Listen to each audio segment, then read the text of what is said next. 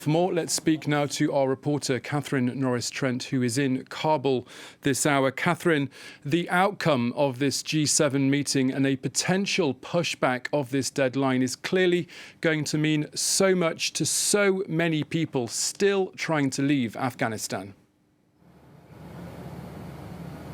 Yes, that's correct. There are still huge crowds around the edge of the airport here in Kabul. They've been there, of course, some of them for a week or so now. Those scenes still very chaotic. The Taliban still around there. We drove just around the edge of the airport yesterday, and we saw Taliban fighters using whips and sticks to beat people back and repeatedly firing into the air. So it's a very dangerous situation there still. But any extension that the G7 leaders may end up agreeing on this August 31st deadline, of course, would have to be run past the Taliban, because they are in control of the vast majority of Afghanistan now, and all of Kabul, apart from the airport. Their troops are stationed, their fighters are stationed just 200 meters from the US troops at the entrance, the former entrance to the international airport, separated just by a bit of barbed wire.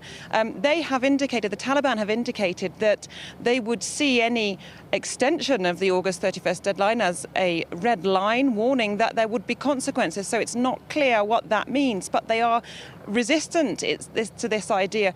You know, from the Taliban's point of view, these military evacuations are providing a draw for the crowds of people to keep coming to the airport. People who are terrified, of course, of Taliban rule and want to flee Afghanistan.